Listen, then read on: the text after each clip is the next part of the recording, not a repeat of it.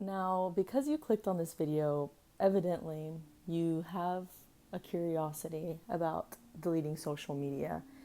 And I want to preface this by saying that this is not going to be a video convincing you to do that. I think every person individually has to come to that decision truly on their own. This video is simply me sharing my thoughts on how long I've been going through this journey, and for anyone who's interested to see what this journey looked like for me as someone who has officially deleted social media. Which the crazy part about this is, throughout this entire journey of like me getting off of social media little by little, going back on because I miss it, getting back off because I hate it, I realized that what kept me going back is the fact that my accounts were still there, obviously. And last night, as I was laying in bed watching YouTube, I was like, you know what? Why don't I just delete and deactivate my accounts? Because then I won't go back. And it feels very final because it is kind of final. I mean, but that was just my prerogative. That's what I decided to do. And so it's official. I deleted my social media accounts. I deactivated every single one of the accounts that I have, minus YouTube, if you consider that to be social media. And so everything else is gone. And I feel great. I feel very light. I feel very airy. And I have time to do things that I should be doing that don't include scrolling for hours. And so that's kind of what I want to share here, is just how I spend my time and what that looks like. One, what I do with my time now, I hang out with my friends without any distractions. I was hanging out with them beforehand, and that's my favorite pastime by far right now in my life, is to just spend time with my friends in the community that I am in, because I enjoy it. But now the difference is that I don't have a distraction. And so if I'm sitting there and we're hanging out, I'm not, you know what I mean? And it feels great to be able to do that. And then it just feels nice. Second thing I do, I've been working out and exercising a lot more recently. The distraction for me before was the whole idea of like, yeah, I'm on social media and I'm like scrolling, and then I like see fitness content. So then it motivates me for like a good 2 minutes, but then I never want to get up and actually go to work out. So it was more harmful than it was helpful for me. But now that I don't have it, I have no excuse. There's no reason I wake up in the morning and immediately go onto social media to try and motivate myself. I just get up and I'm like, let me put my clothes on, my workout clothes, let me go get a workout in, and it feels great. Third thing, this one I would say I haven't done as much yet. Hopefully, with the summer, I can do these things more often, or this specific thing more often. But exploring the city that you inhabit, especially if you're in a city that's new to you or that you haven't really gone around much. Even for me, living here in San Antonio, I've seen quite a lot of things, but sometimes I'll catch myself driving around if I'm trying to go to a certain place, and I'm like, I've never seen this. Where am I? You know what I mean? Especially in bigger cities, it's just easier to be able to find new things, new places. And so going around, driving yourself somewhere, walking somewhere, it doesn't even have to be super far. And then just kind of exploring where you're at. The fourth thing, I've been cooking a lot recently. And I wouldn't even classify the cooking that I'm doing as like extensive and having a lot of like ingredients and a lot of time taken. No, I'm just doing more to eat here at home, so I'm not eating out as much because I'm also trying to just be healthier with the way I'm living. And so I've been cooking just little things throughout the day more often than before, again because I no longer have that distraction there for myself. One of the things that I've been cooking, air fried cucumber. I just wanted to share this. It sounds crazy, but let me tell y'all, it's actually everything. Because imagine if you had zucchini that was air fried. It's essentially the same thing. It tastes the exact same. You put a little bit of olive oil, sprinkle some salt and some pepper. Yeah, that has been the snack. That has been the snack lately. Next thing, I guess number 5, I've been in prayer a lot. I've been in thought a lot more.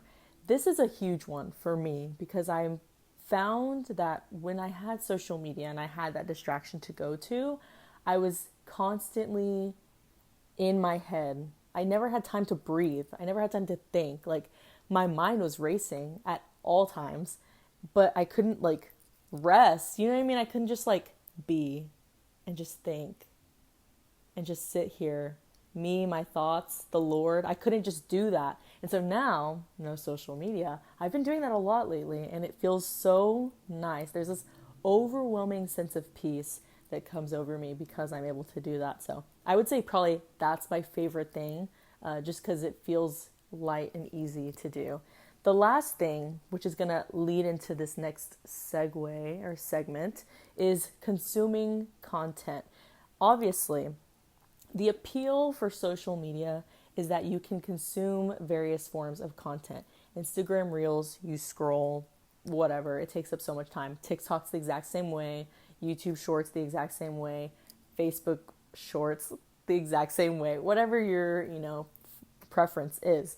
And so finding a replacement for that, I think is crucial for anybody who's trying to get to the point where they're getting rid of social media. Maybe not permanently, but just get off of it as much as you are on it at the moment. So consuming productive content is what I would call it, is another one of my favorite things to do, because it's something that I don't have to get rid of, and yet I feel better because I'm still able to kind of have that gateway in terms of like video watching and stuff like that. So the first content consumption that I partake in, which is a good replacement, is watching YouTube. Like I said earlier, the only social media, if you want to call YouTube social media, I don't really, because it's just videos. I just go on there, watch people's videos, and I think it's awesome, and I get something out of it. And usually it's long form. I'm not scrolling for hours and then no longer remembering what I just watched. So watching YouTube, I've been doing a lot of that. I've been watching the Brooke and Connor make a podcast. I'm watching the Dropouts podcast. Hollywood Reporter does interviews with directors and actors occasionally, so I'll watch those. And I think those long form videos, they're like an hour and a half to 2 hours long. Love those videos. They take up so much time, first of all, so you don't feel bored. But then second of all, it's entertaining. You're watching things you enjoy, whatever, content you enjoy consuming. Second form of content, podcasts. So that kind of ties in, I guess, with YouTube because I watch some of the podcasts on there. But the other thing is also just listening to podcasts on the actual podcast app. That's really fun. I've been listening to Emma Chamberlain's podcast, Girl Talk. I love it. It's super interesting to hear her. And there's other podcasts I've been kind of like looking into starting. So if you have any recommendations in terms of just audio podcasts on the app, let me know because I'm looking for those. The next is reading, because reading is a type of content consumption, I would say. And reading is important. And I never found myself wanting to read when I was on social media because I just found that I would just go on there and scroll instead.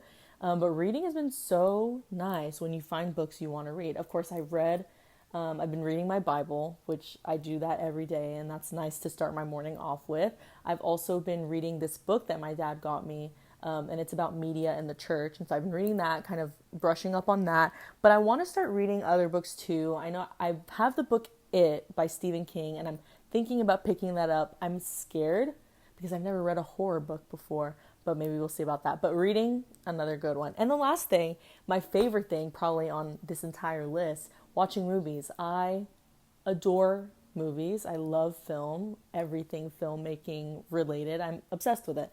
And so last month, April, I watched 24 movies. So I was back on my movie grind because I'd taken a break. Again, I had a distraction, social media. I never found myself wanting to go and watch a movie because I was so distracted. So now I'm back to my movie watching grind, and it feels so good to watch a good movie. I've been watching like classics that I have needed to catch up on. I've also been watching a lot of rom-coms, just fun, lighthearted stuff. And then when I want to feel whatever, then I go and I'm like, you know what, let me watch this movie. And so anything on this list that I've talked about, those are the things that I've just been enjoying. If you're looking to kind of step away from social media, even if you, like I said before, don't want to do it permanently, I would suggest maybe, consider it.